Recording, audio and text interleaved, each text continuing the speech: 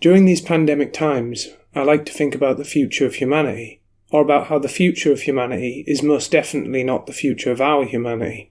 The dream of a Star Trek future in which we skirt past the eugenics wars, our genetics intact, and artificial life which is created every other week in a holodeck accident isn't able to supplant our legacy.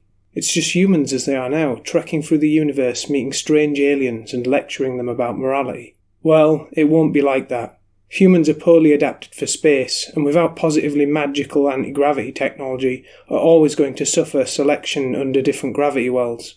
Planets with greater and lower surface gravity will over time produce different humans. Planets around red dwarfs subject to high UV flux will be subject to different mutation rates.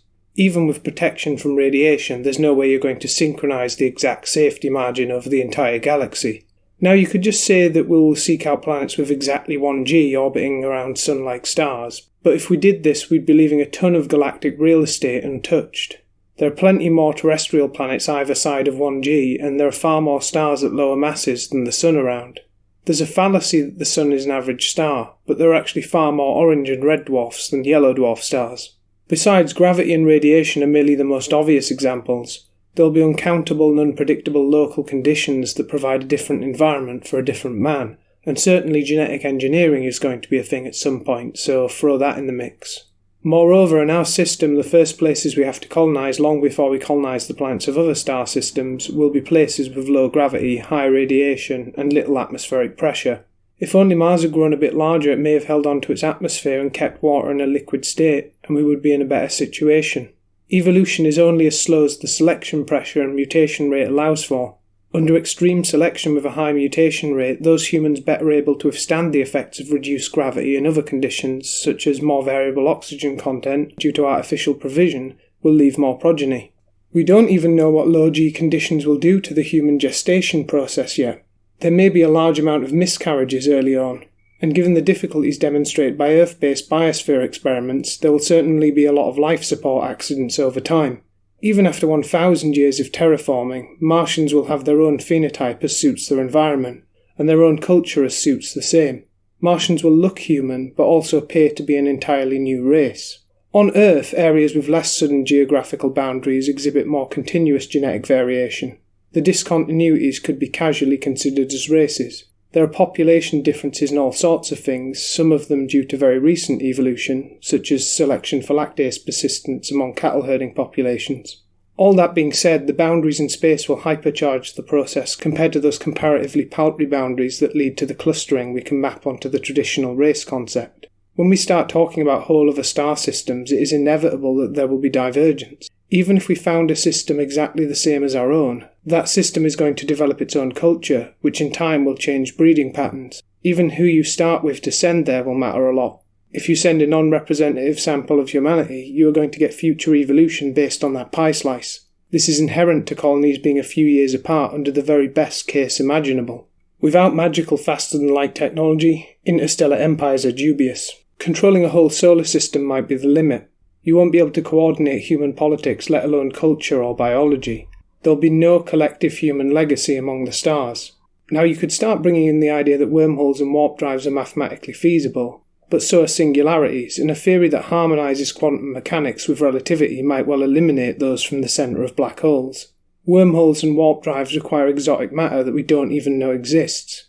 There are a million other problems with the concept as well, even once you get past that stage, but you can look those up yourself. It also doesn't inherently avoid the production of causality problems, and so may be just as impossible as the standard notion of faster than light in practice. I say all this, but I'm really throwing the space cadets a bone here by just focusing on regular evolutionary processes.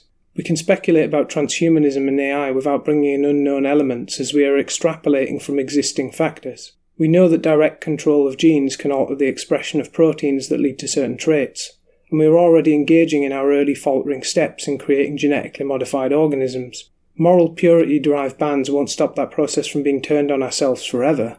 AI too could mean that the human legacy could be foreclosed sooner than you think. And I'm not just thinking about AI safety concerns that deserve their own video, but that even if everything goes well and AI serves us rather than destroys us, as we hand more and more of our decisions about our legacy over to AI, and as AI performs tasks that we cannot, we ensure that the future belongs to machines and not us.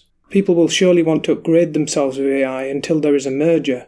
Even if the majority don't wish this, it seems likely that the 1% who do will triumph and project their legacy into the future.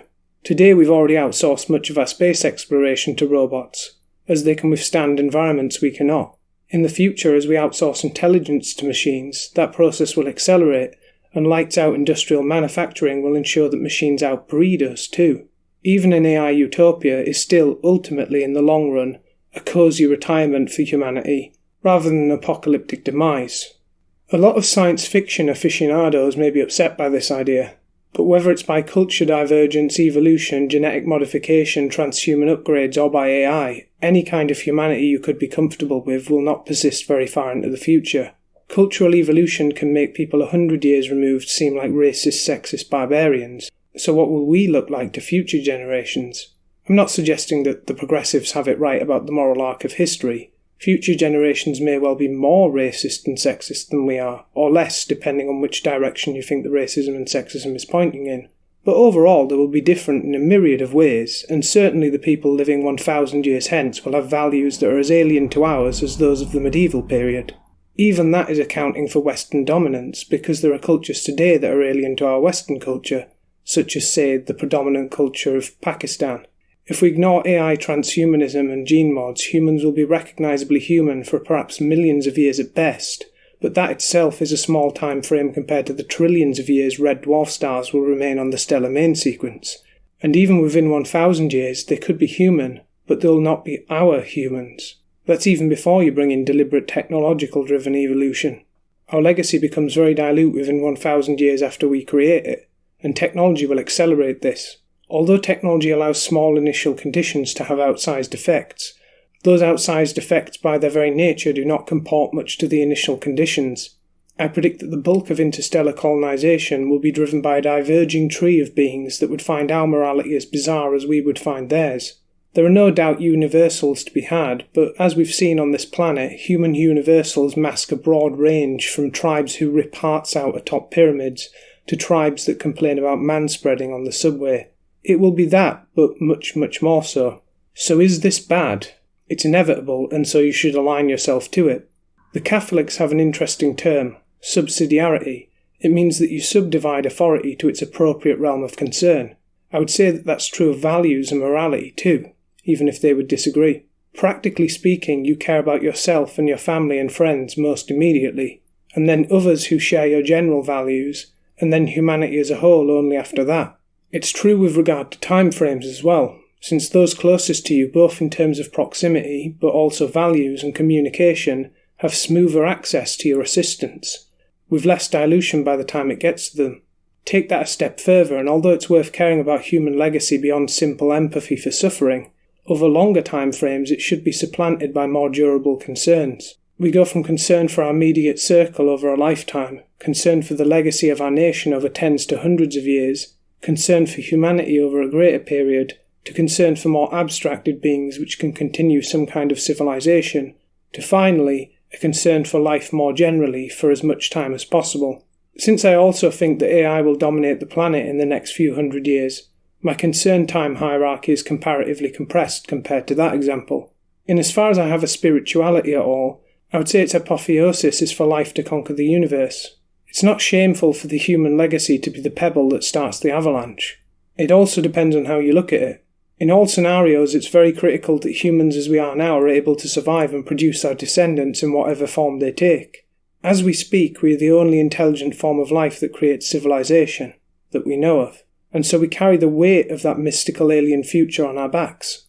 If we take the Fermi paradox on its face, then the future of all intelligent civilization producing life in the galaxy may trace its origin back to us. They may not like us if they met us, and we may not like them, but the difference between a galaxy of conscious feeling beings with their own strange stories and a galaxy of indifferent silence may well depend on the actions we take in the next 100 years.